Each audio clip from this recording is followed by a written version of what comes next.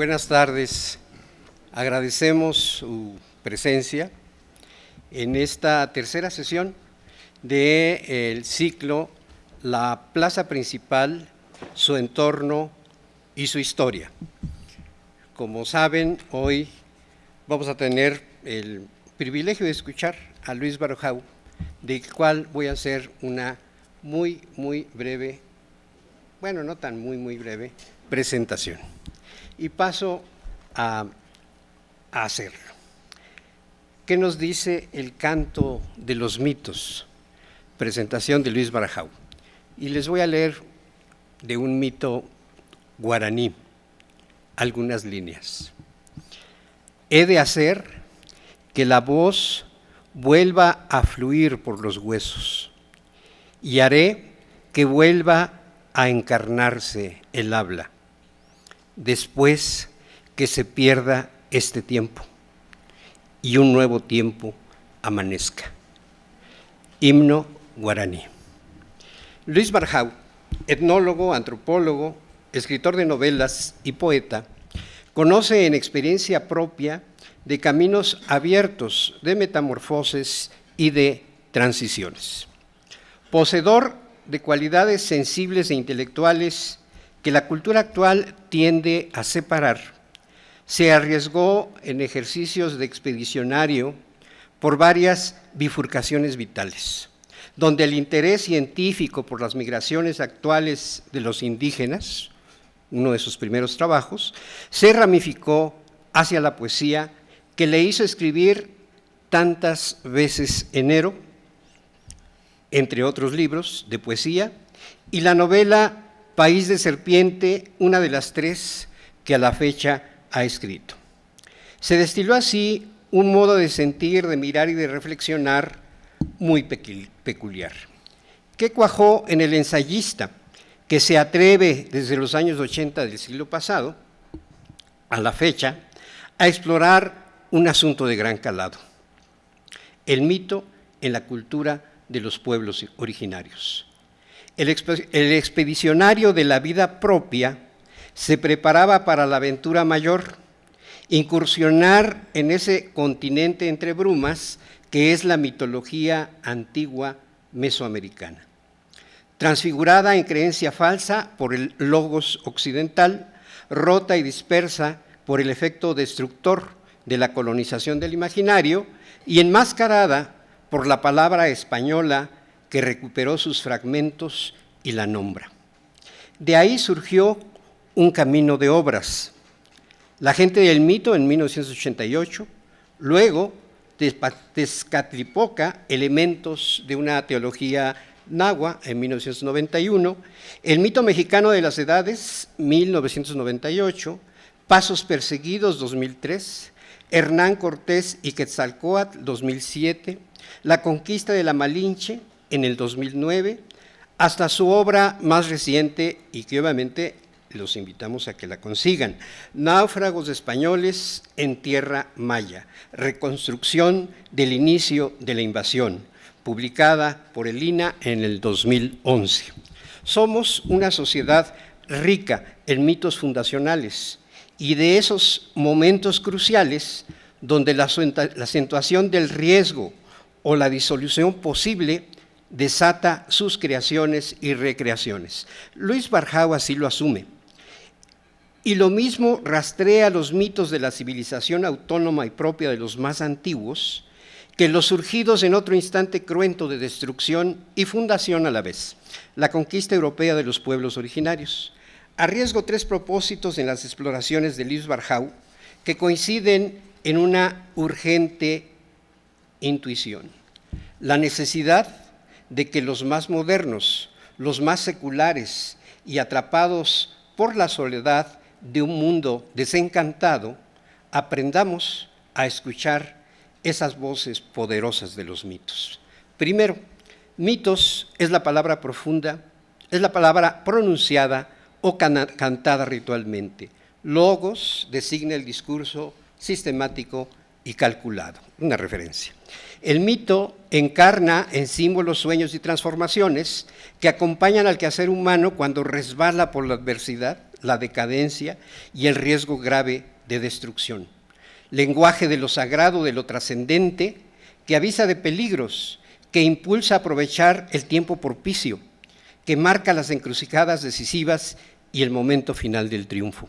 Requiere del oído del poeta, de la mano del novelista y de la mente científica para fijar sus varias versiones, sus cruces, desencuentros y retroalimentaciones. Segundo, ¿y qué le dice al hombre desencantado este canto sobre los orígenes? Que somos una sociedad antigua, asiento de civilizaciones autónomas, creadoras de mundos sagrados, que su suelo es fértil en memorias culturales antiguas, en genealogías formadoras y en resistencias anticoloniales. Y también otro aspecto oscuro e incierto, donde nuestras culturas contemporáneas reconocen al otro, pero no lo pueden transformar en un nosotros. Antes bien, lo ignora o lo coloniza. Mesoamérica, los mexicas y otros pueblos son el otro que de manera trágica, fracturada, constituyen a la vez el cimiento profundo del nosotros escindido. Luis Barjau advierte estas fracturas en muy diversos niveles. Por ejemplo, en una literatura nacional que no se funda, salvo excepciones, en la fuerza mitológica de la memoria profunda. Tercero, y concluyo, la historia de la Plaza Mayor. El centro del dominio criollo y mestizo ha requerido de 2 conferencias magistrales y de esta tercera para mostrar apenas que es tan importante lo que vemos con ojos seculares como sus brumosas constancias de orígenes antiguos y sagrados. León Portilla, Eduardo Matos y ahora Luis Barjau nos ayudan a intuir a esa Atlántida sumergida donde aún resuenan los cantos sacros. ¿Qué le puede decir a este hombre contemporáneo que desde el siglo XIX una tradición crítica lo descubre en el malestar de su cultura? Dice el infaltable Nietzsche, y de pronto tenemos a ese hombre desmitificado, eternamente hambriento, cavando y revolviendo bajo todos los tiempos pretéritos en busca de sus raíces. Günther Anders, filósofo alemán contemporáneo, habla del hombre sin mundo. El gran literato peruano José María Arguedas, en Los ríos profundos, habla del huac-cho. Un huac-cho es aquel que no tiene nada, está sentimentalmente lleno de gran soledad, del abandono, de no tener a quien acudir. Cuando la Plaza Mayor se usa sin conciencia mínima de sus trascendencias, ya sea como parque temático, foro musical o estacionamiento, quiere decir que nos acercamos a un vaciamiento extremo del sentido. Al menos, seamos optimistas, en las muy reducidas élites, que lo malo es que nos gobiernen. Escuchemos, e insisto, ¿qué tiene que decir el mito a este hombre vacío y hambriento? Escuchemos atentos a Luis Barjau, director de Estudios Históricos del INAH, promotor de estas conferencias magistrales, en su comunicación intitulada Mito y símbolos fundacionales de los antiguos mexicanos. Adelante, Luis. Muy buenas tardes a todos. Muchas gracias a Carlos San Juan por sus generosas, yo diría que hasta piadosas palabras. Me conmueve mucho lo que ha escrito, me parece muy bien organizado, y muchas gracias también, perdón, de nuevo para el director de esta institución, Carlos González y González, Carlos Javier González y González, y muchas gracias, en tercer lugar, para nuestro amigo Eduardo Matos Moctezuma, que ha tenido el tacto y la generosidad de darnos un tour por este museo extraordinario que a cada paso nos sorprende y nos enriquece. Tengo la fortuna de estar precedido por 2 grandes conferencistas, 2 grandes conocedores del mundo mexica, como son el doctor León Portilla y Eduardo Matos Moctezuma, lo cual me allana el camino. Y debo advertir que esta conferencia tiene un sesgo o un tono totalmente diferente que invita al público amable aquí presente a efectuar una reflexión abierta sobre la historia antigua de México, sobre los mitos y símbolos que la fundaron, la de los antiguos mexicanos, por lo tanto, la de una vertiente de nuestra propia existencia. Hagamos un esfuerzo de reflexión sobre el problema del mito. Yo digo que el mito nace de las transiciones, más bien no lo digo yo, lo dice Víctor W. Turner de la Enciclopedia Universal de las Ciencias Sociales. Pongamos especial atención en este binomio, transición-mito. Para el azteca, el final de su peregrinación desde Aztlán terminó en la fundación de México Tenochtitlan y esto significó una transición, nada menos que del seminomadismo al sedentarismo.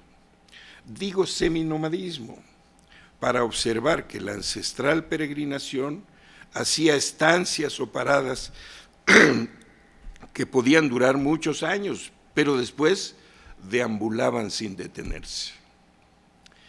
La transición de aquella sociedad los llevó a crear mitos y símbolos para grabar la memoria con el magno evento de la fundación de la ciudad. El mito es una narración oral sobre los orígenes, cómo aparecieron los dioses, cómo se hizo el mundo, el cielo y la tierra, el mar, los árboles, los animales, el hombre. Según Mircea Eliade, el mito, lejos de ser mentira, como señala la racionalidad de hoy, es la verdad verdadera, dice Eliade.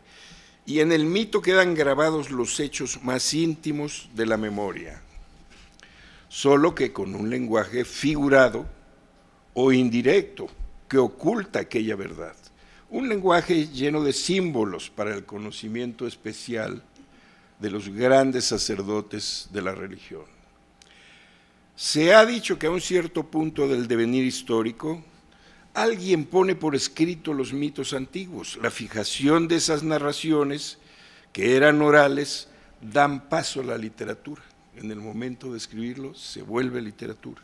Y así Homero en la Magna Grecia habría puesto por escrito el conjunto de leyendas que constituyen lo que conocemos como la Ilíada y la Odisea. En México no ocurrió ese proceso, que por cierto también es transicional. Los mitos indígenas no se han convertido en una literatura. Y la literatura mexicana escrita en español fue una suerte de trasplante desde la metrópoli colonial española. Nosotros tenemos todavía intacto, para fines de ese proceso, el corpus mítico que pudiera fundar una literatura exactamente local. Desde luego que esta suerte de melancolía se expresa entre grandes obstáculos lingüísticos e ideológicos. Pero el mito mexicano antiguo, si no sufrió la metamorfosis clásica hacia la literatura, quedó impreso de todos modos en las crónicas históricas del siglo XVI que configura la Biblioteca Mexicana en su nivel inicial, la gran Biblioteca Mexicana de Historia de prestigio universal. Con esa peculiaridad empieza la problemática de la historia mexicana.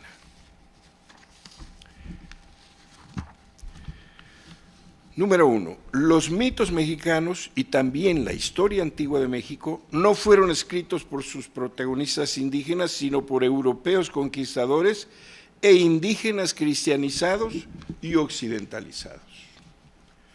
2, dicha escritura se estampó en castellano porque el náhuatl y el resto de las lenguas indígenas carecieron de escritura gramatical. 3, los escritos en náhuatl de los siglos XVI y XVII son los primeros textos de lenguas indígenas estructurados y necesariamente ajustados al molde de las lenguas romances, concretamente al castellano y el latín, con contadas excepciones hechas en otras lenguas romances. Pero se puede resumir diciendo que aún con todos estos filtros se conservaron los mitos antiguos. Sobre este punto, muchos cuestionan la autenticidad de las fuentes para así dudar sobre la legitimidad de los mitos. Pero veamos cuál es la naturaleza del mito, más bien continuemos. Ya dijimos que es una narración de carácter oral sobre los orígenes. Esta cualidad implica que hay muchos narradores de los mismos temas a lo largo del tiempo. Voces que imprimen particularidades personales del narrador, particularidades que establecen contrapuntos de diferentes tonos a la pieza oral, contrapuntos que establecen tensiones dinámicas con segmentos o patrones narrativos más o menos fijos que también se forman. En suma, el mito se parece a una escultura de barro que fuera modelada por muchas manos.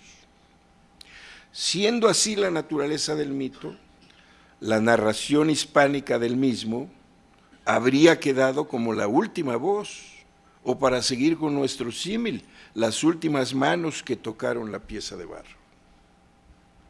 La última necesariamente porque esas voces o esas manos fijaron el mito por escrito en las crónicas históricas del siglo XVI. Siendo así que a este punto de la secuencia mitográfica otra vez aparece la transición, que vimos que es un fenómeno inseparable de la creación mítica. España y Mesoamérica, involucradas, son piezas también en la sucesión del tiempo de la recreación mítica. Existiendo originalmente muchas voces, pues, incluida la fijación escrita que hicieron los cronistas, hoy tenemos muchas versiones sobre los mitos.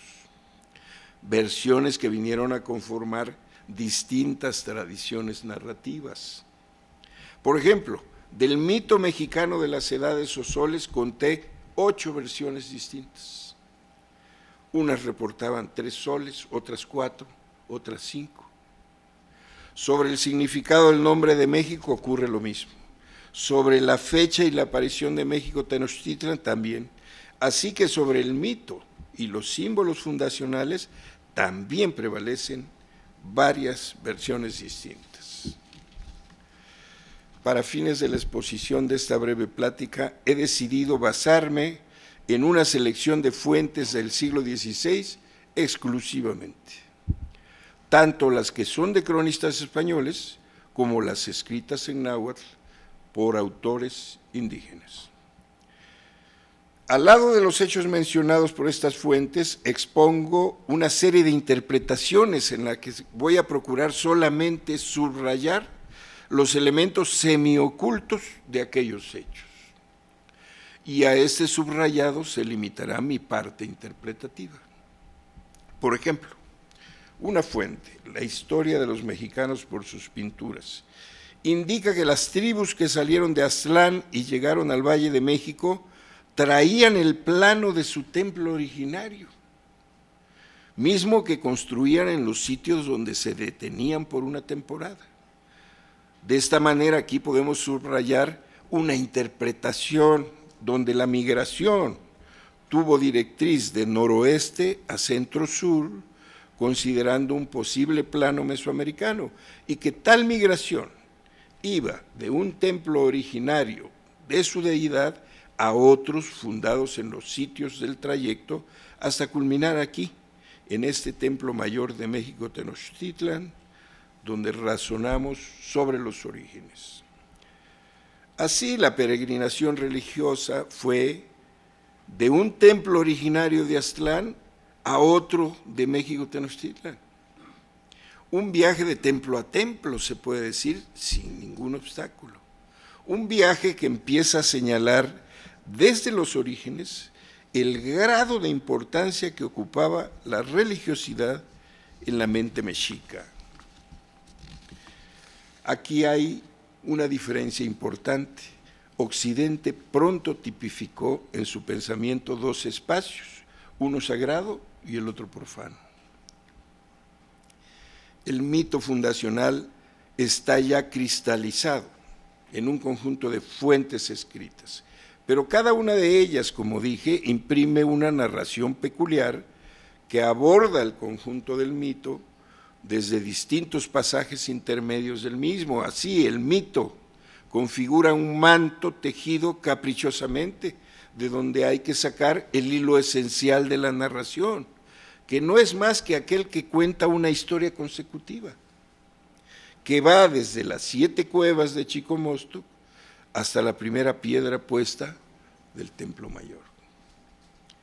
Sagún apuntó que desde el inicio de la peregrinación, desde Aztlán, los peregrinos venían guiados por un principal o cacique llamado Mesitin, Demetl, Maguey, Sitli, Liebre, que se transformaría en una deidad vegetal.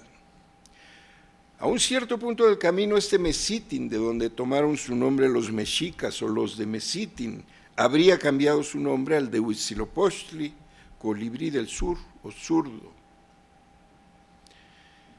El cambio de Mesitin a Huitzilopochtli marca otra transición.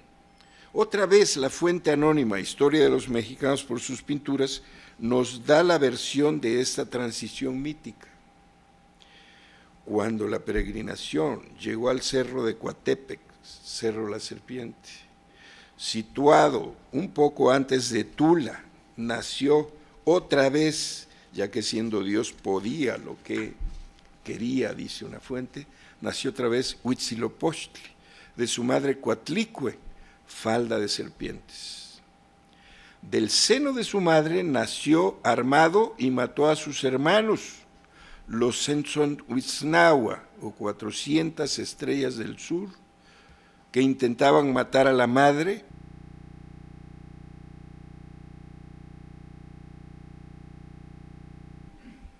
Krikeber, un estudioso alemán norteamericano, decía que toda la acción de los grupos indígenas del centro de México que él estudió eran una copia del cielo, que observaban en el cielo el paso del sol, día, el sol, la noche, y que ellos construían sus leyes, sus hábitos, su escultura, etcétera, en función de esa observación.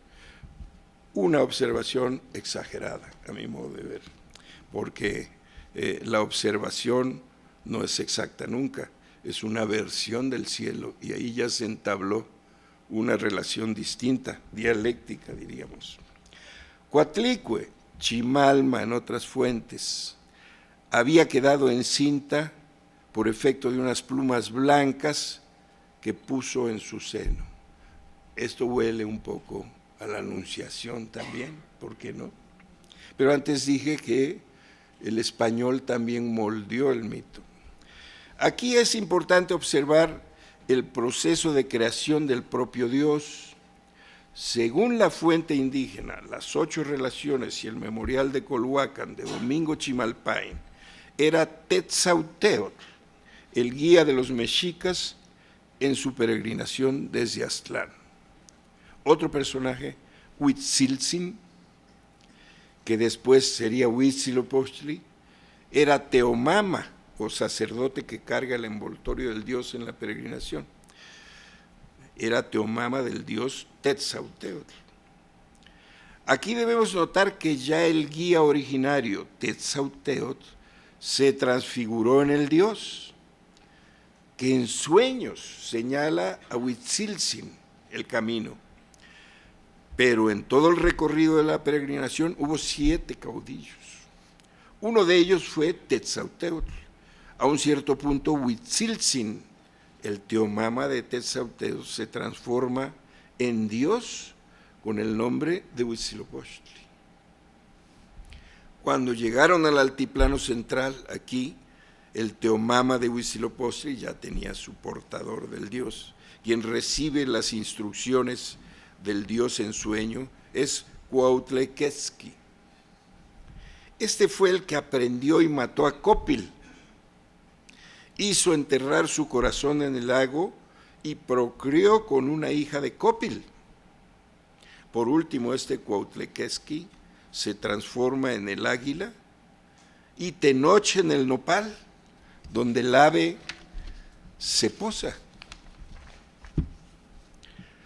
La transformación al menos de Cuautlequesqui en águila podría considerarse como su transformación en Dios, en virtud de observar a los teomamas anteriores que se transformaron en deidades. Existe el antecedente de uno de los grupos migrantes, los totolimpanecas, cuyo dios era un águila, Totolin, de aquí su propio nombre tribal, igual que los mexicas por Mesitin, liebre del maguey.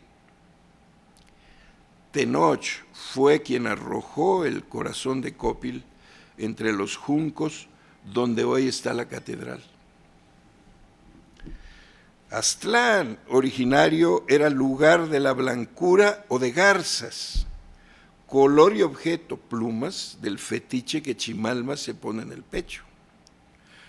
Si Aztlán era el lugar de la blancura, otras fuentes señalan que el lugar del lago donde se funda la ciudad mexica era también lugar de la blancura, porque todo en su entorno era de este color.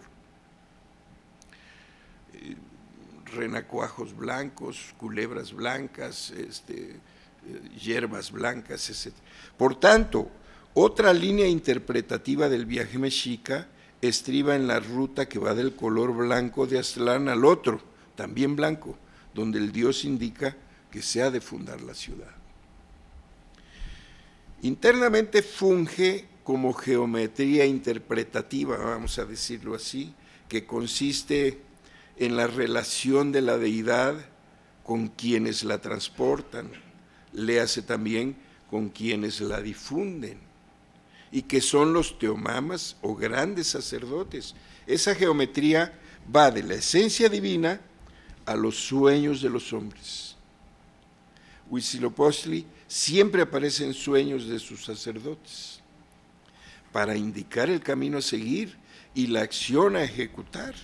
Así, la fundación va precedida del color blanco y la peregrinación es un destino indicado en sueños que va a llegar hasta el símbolo fundacional del corazón nopal, águila. Los animales simbólicos en todo este complejo son el colibrí, la serpiente y el águila, y es notable aquí la ausencia del jaguar, cuya imagen simbólica quizá fuera integrada con posterioridad al seno de la religiosidad.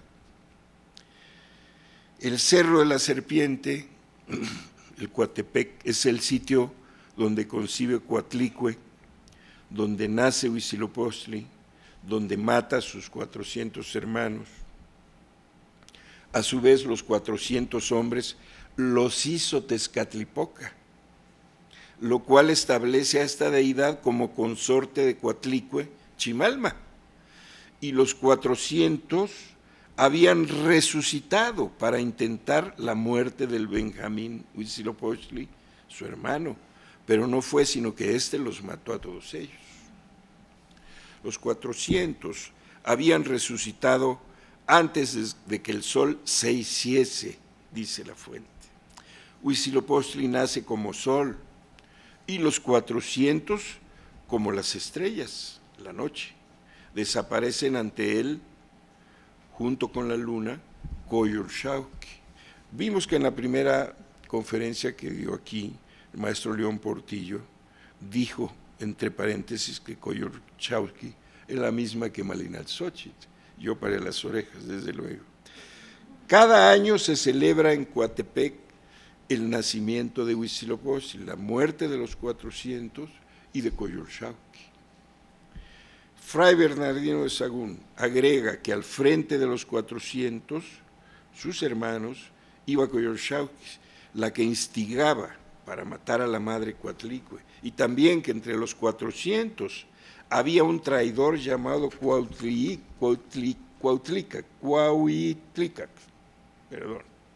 que informaba a Huitzilopochtli sobre las medidas que aquellos tomaban en su contra y a qué punto del camino iban hacia Coatepec para matarlo, estando en el vientre de la madre aún Huitzilopochtli, y para matar a esta misma, a la mamá. Pero el Dios los mata a todos. A la hermana instigadora la mata, como vimos en la conferencia de Eduardo Matos, con una serpiente de fuego, la Xucoatl.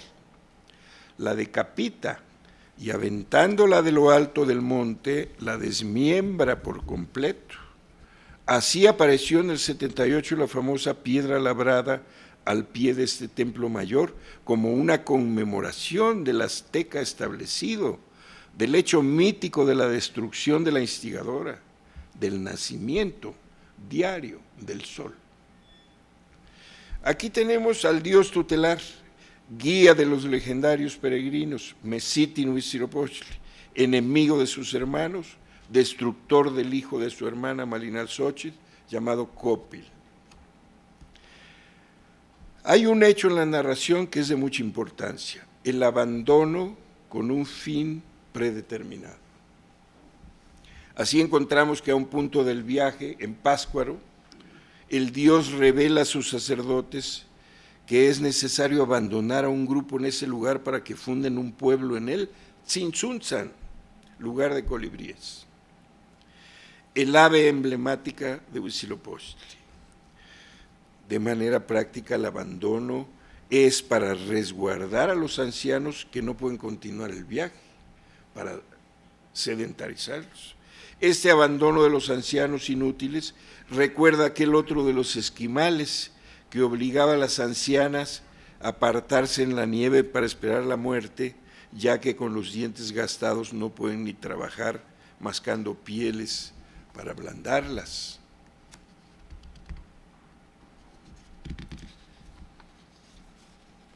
Perdón con el pegamento que le puse. El abandono en Pátzcuaro ocurre cuando un grupo de hombres y mujeres se bañan en el lago. La deidad indica que hay que esconder sus ropas dejadas en orilla para que el grupo principal que las transporta con sus teomamas continúe su camino. Aquí hay una escisión del grupo azteca. El grupo azteca cambia su nombre por el de Mexica. Cuando surge Mesitin como guía de la peregrinación, esta es otra transición y otro abandono también. Otro abandono más o transición significativa ocurre cuando en Malinalco la tribu prosigue su camino dejando a Malinalxóchitl, hermana de Huitzilopochtli, durmiendo. La durmiente no se da cuenta de que el grupo mexica continúa su camino y ella, abandonada, funda Malinalco. Cuando se establece en Malinalco la hermana del dios, deificada ella misma por parentesco, está embarazada de Tezcatlipoca, y habiendo sido este dios consorte de Coatlicue, en este punto se consuma el incesto divino, padre e hija, igual que se puede observar en la mitología griega. Y la venganza se convierte en el objeto de su existencia. Nace su hijo, Copil, y es educado para ejercer la venganza. Malinalxóchitl es abandonada porque es sacerdotisa, es divina, manda, decide entre parte del grupo, sabia y hermosa, practica la magia y está calificada de nigromántica. De manera que, a opinión de algunos, su abandono tiene el significado de una escisión religiosa, apartar a las mujeres del culto. Esto hay que apuntarlo, nunca pudo pasar de ser una hipótesis. Copil crece con la misión de la venganza. Debe eliminar a su tío Huitzilopochtli, al que busca y termina por encontrar a orillas del lago en Chapultepec, mientras que él se ubica en el Tepetzinco, o Peñón de los Baños, del otro lado del lago.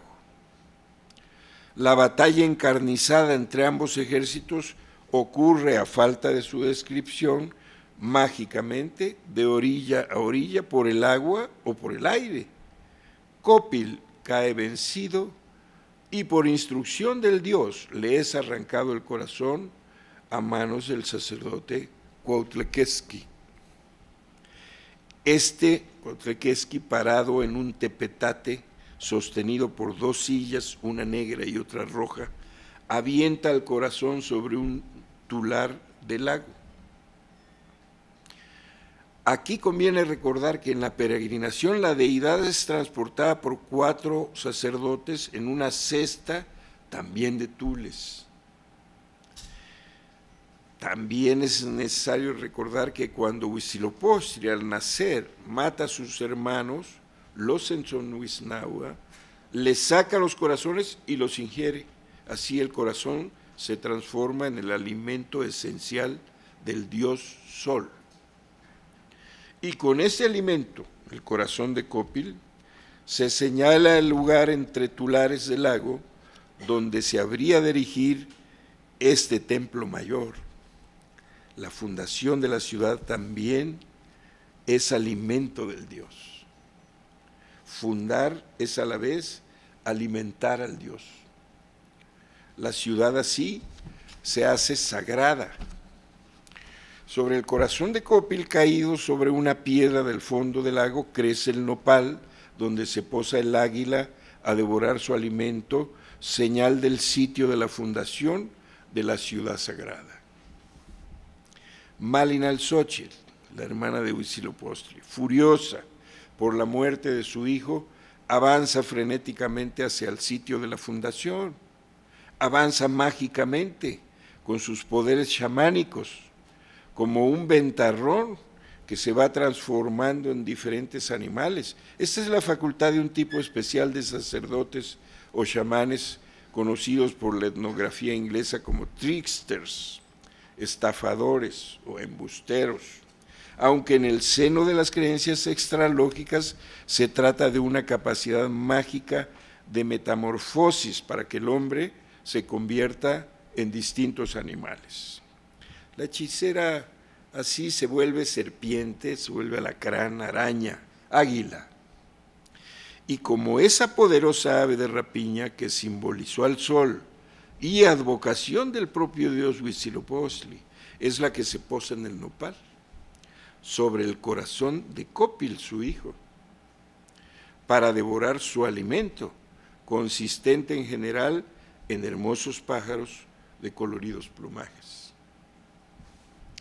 El testimonio del águila Malinalxóchitl es de la crónica X que usó Diego Durán y que apuntó que la hechicera era la misma que Quilastli.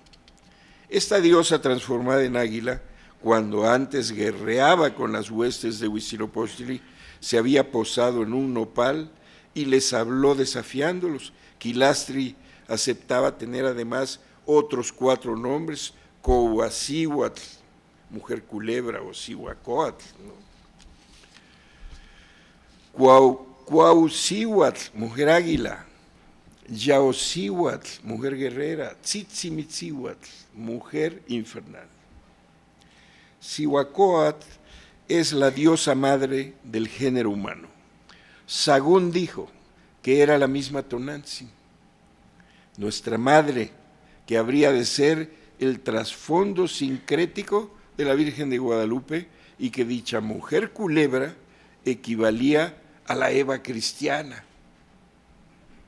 Beitia llevó aún más lejos la interpretación diciendo que el Tloquenahuaque había creado una pareja originaria en el paraíso y que la mujer era la Cihuacóatl, llamada también Tititl, nuestra madre o el vientre de donde nacimos. Ya voy a terminar, no les voy a atormentar mucho más.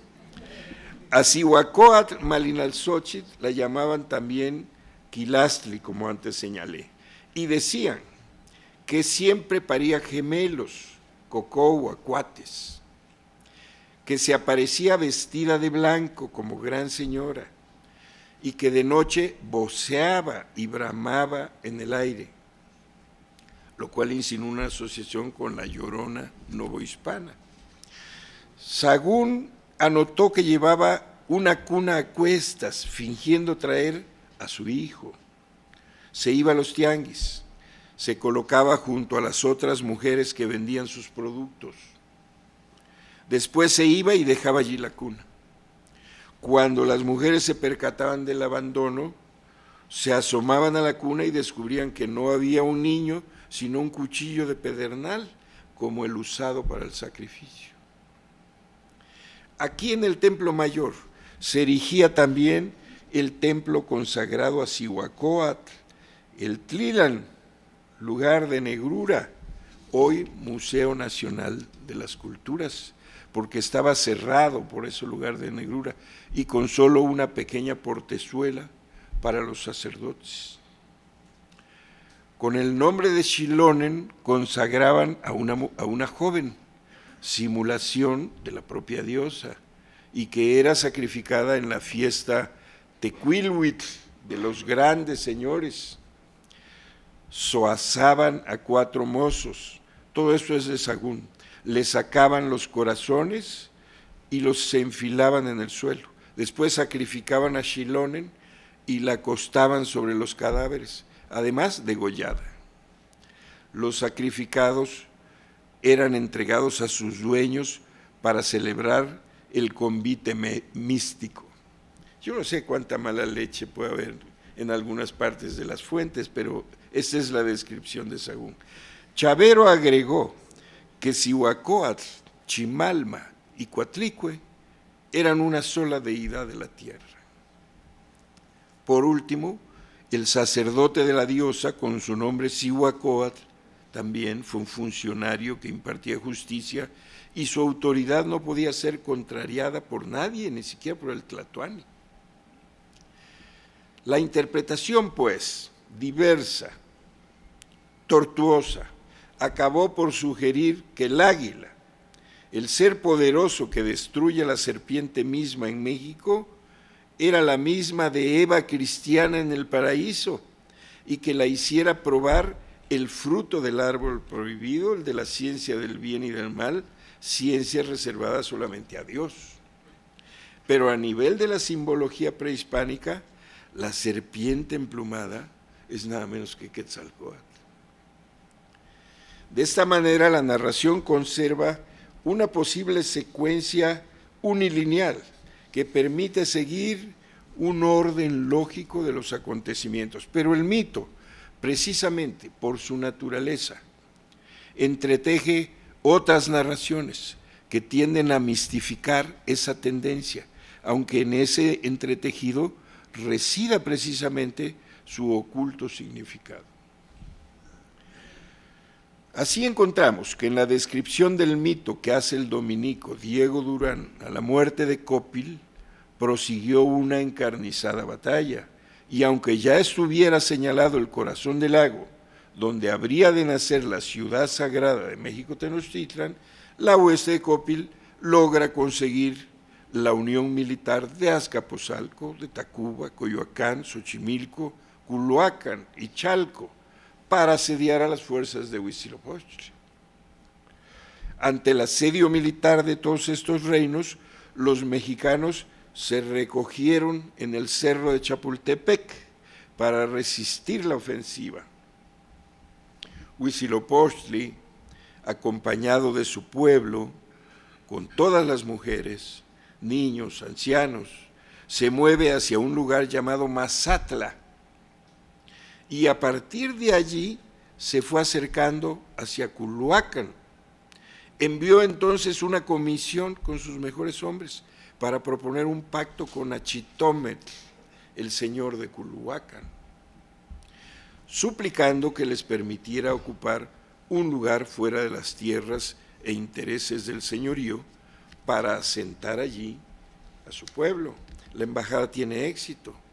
El rey culhuacano les depara las tierras de Tizapan, detrás del cerro de Culhuacán, y donde se parte el camino para ir a Cuitláhuac y a Chalco.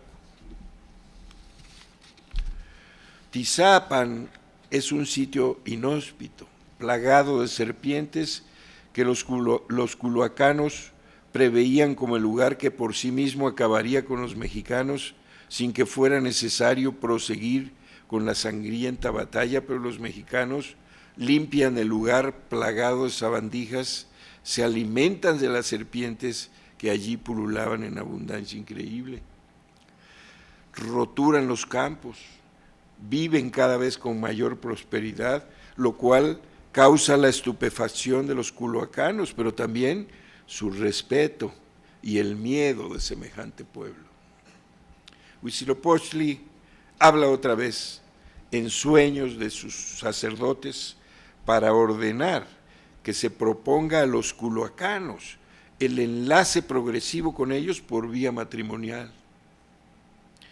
Y particularmente piden a Achitometl que conceda su hermosa hija para esposa ritual de su gran deidad Huitzilopochtli. El rey culhuacano accede previendo que su hija sería divinizada con el dios de un pueblo con el que era mejor y prudente estrechar lazos para evitar un conflicto terrible en lo sucesivo.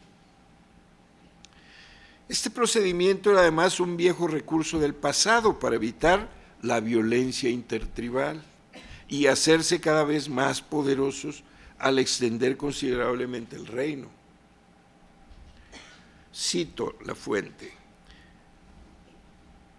Esta es la Crónica X.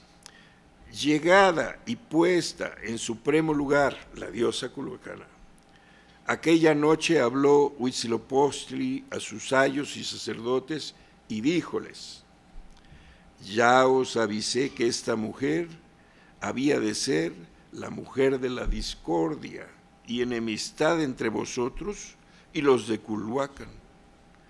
Y para que lo que yo tengo determinado se cumpla, matad a esta moza y sacrificadla a mi nombre, a la cual desde hoy la tomo por mi madre. Después de muerta, desollarla eis toda y el cuero vestídselo a uno de los principales mancebos y encima vestirse a los demás vestidos mujeriles de la moza.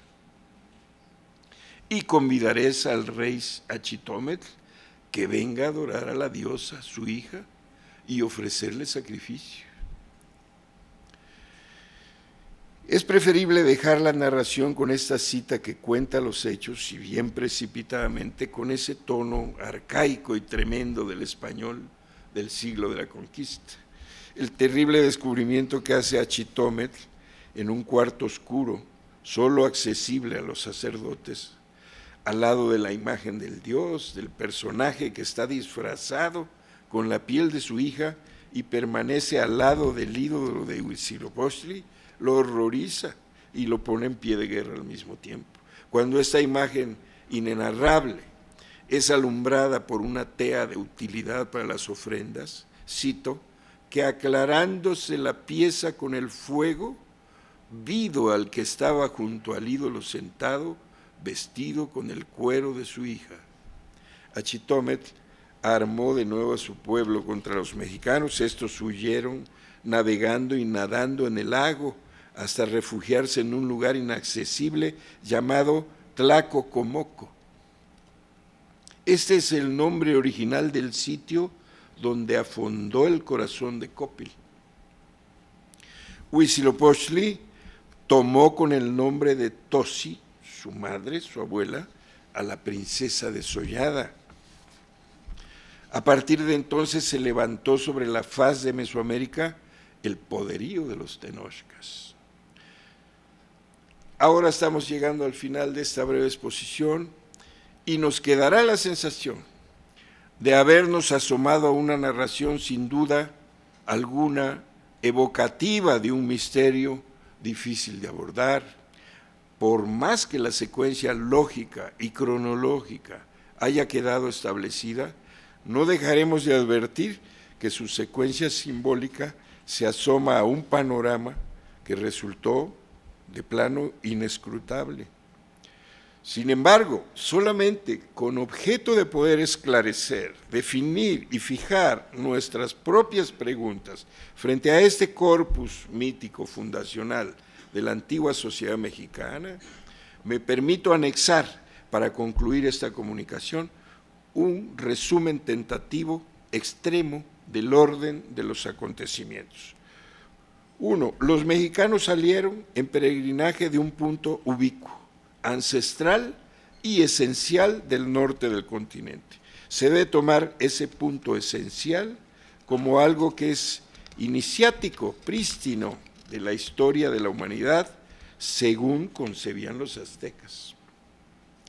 El objeto de la peregrinación es alcanzar un destino o un lugar final como justo e inmejorable para el desarrollo de aquella sociedad. La guía de tal peregrinaje es divina y onírica en sueños, pues la deidad marca la ruta a través del sueño. La propia deidad es una construcción humana. El guía originario, en su caso Mesitin, después desdoblado en Huitzilopochtli, es inicialmente un hombre que alcanza el liderazgo del guía y de allí su deificación. En la peregrinación se decide en varias ocasiones la escisión grupal.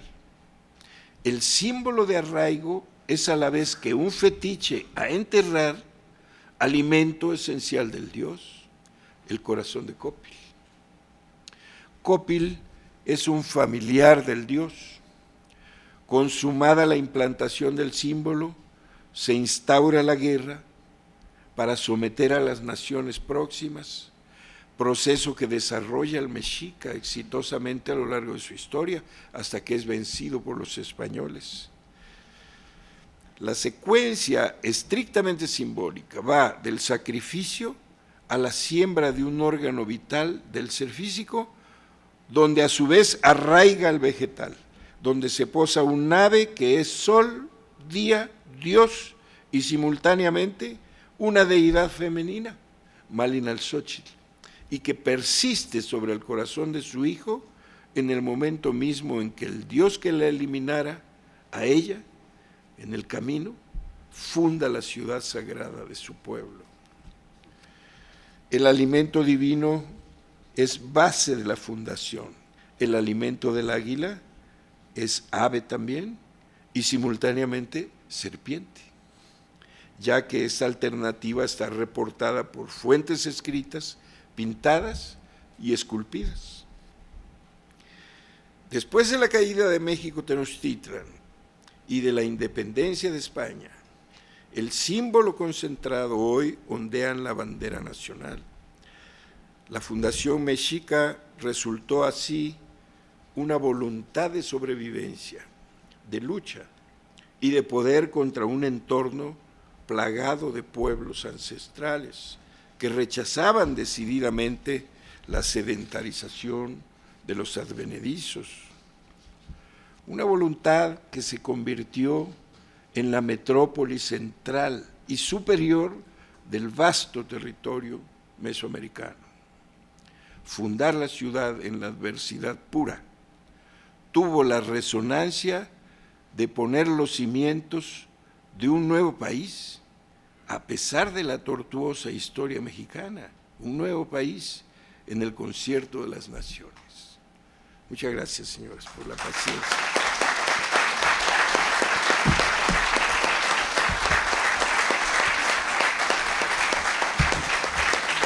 Muchas gracias.